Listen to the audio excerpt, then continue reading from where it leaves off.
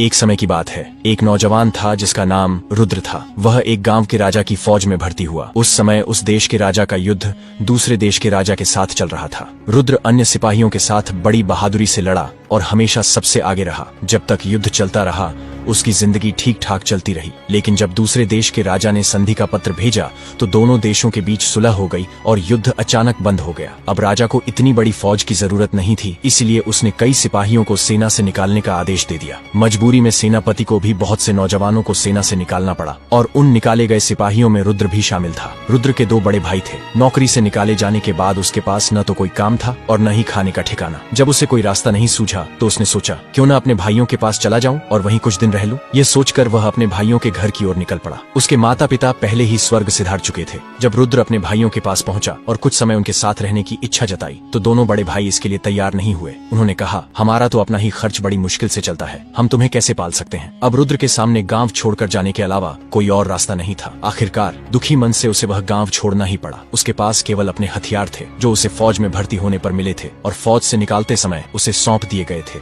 वह अपनी बंदूक कंधे पर लटकाए गांव से निकल पड़ा। चलते चलते वह ऐसी जगह पहुंचा जहां घने पेड़ों के अलावा और कुछ नहीं था। वह बहुत थक गया था, इसलिए एक घने पेड़ के नीचे आराम करने के लिए बैठ गया और अपने भाग्य के बारे में सोचने लगा। ना तो मेरे पास पैसा है और ना ही मुझ में कोई खास हुनर। अब मैं कौन सा काम खोजूं? शायद अब तो मुझे भूखा ही मरना पड़ेगा। उसी समय हवा का एक तेज झोंका आया। जब उसने चारों ओर देखा तो सामने एक अजनबी खड़ा दिखाई दिया जिसने काले रंग का बड़ा ही सुंदर चोगा पहन रखा था और शक्ल से बहुत विचित्र दिख रहा था, लेकिन उसके पैर घोड़े के पैरों जैसे थे। वह आदमी बोला, मुझे मालूम है तुम इस समय क्यों परेशान हो। मैं तुम्हें ढेर सारी दौलत दूंगा, पर उससे पहले मैं तुम्हारी परीक्षा लूंगा। कहीं तुम मेरी सारी दौलत बर्बाद तो नहीं कर दोगे? क्या तुम किसी से डरोगे तो नहीं? रुद्र गर्व से बोला, एक सिपाही और डर, ये दोनों बातें साथ साथ नहीं चलती। तुम मेरी परीक्षा लेकर देख सकते हो। अजनबी बोला, जरा तुम अपने पीछे मुड़कर देखो। रुद्र ने पीछे मुड़कर देखा तो पाया एक बड़ा रीछ उसकी ओर आता दिख रहा है। जैसे ही रुद्र पलटा, रीछ उस पर झपटा। रुद्र ने तुरंत अपनी बंदूक तानी और उस पर गोली चला दी। देखते ही देखते रीछ वहीं ढेर हो गया। यह सब देखकर वह आदमी बोला,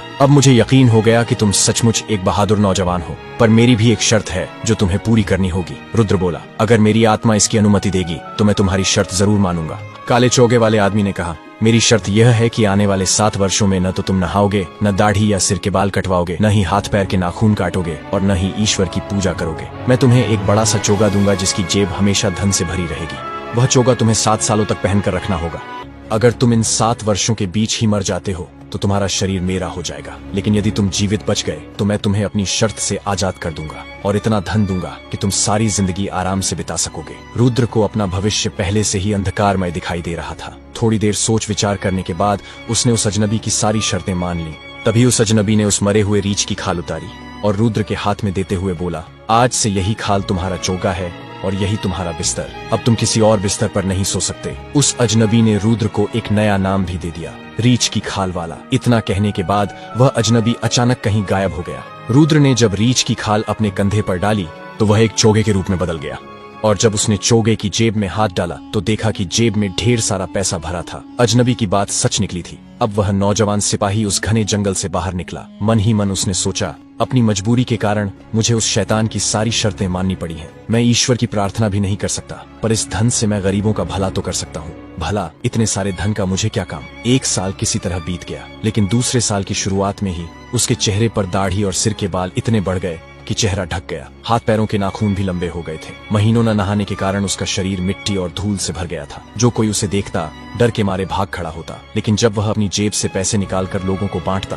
तो कुछ लोग पैसे लेने उसके पास आ जाते। वह उन सब से विनती करता, मेरे लिए भगवान से प्रार्थना करो कि मैं इन 7 सालों में जीवित रहूं। पैसे लेने वाले लोग उसके लिए प्रार्थना करते। जहाँ कहीं वह ठहरने की जगह ढूंढता वहाँ के मालिक डर के कारण उसे जगह देने से कतराते। किसी सराय में जाता तो मालिक दूर से ही भगा देते, लेकिन जब वह उन्हें ढेर सारा पैसा दिखाता तब कहीं जाकर उसे ठहरने के लिए कोई अलग थलग कमरा मिल जाता। इसी तरह धीरे धीरे 3 साल बीत गए और चौथा साल शुरू हुआ। अब उसकी शक्ल इतनी भयानक हो गई थी कि पहचानना मुश्किल हो गया कि वह कोई इंसान है या 2 पैरों पर चलने वाला कोई जंगली प्राणी। उसके पूरे शरीर पर रीछ की खाल जैसी बालों की परत जम गई थी। चौथे साल एक दिन वह एक सराय में कुछ दिन ठहरने पहुंचा, लेकिन सराय के मालिक को केवल उसकी आवाज सुनाई दी, चेहरा नहीं। उसके शरीर से ऐसी दुर्गंध आ रही थी कि सराय का मालिक उसके पास खड़ा भी नहीं रह पाया। उसने रुद्र को अपने सराय में तो क्या, अस्तबल में भी ठहरने की अनुमति नहीं दी, यह कहते हुए कि अगर मैंने तुम्हें अस्तबल में भी रहने की अनुमति दे दी तो कहीं मेरे घोड़े डरकर भाग न जाएं। जब रुद्र ने उसके सामने ढेर सारा पैसा रखा तो सराय के मालिक ने उसे सराय से दूर नौकरों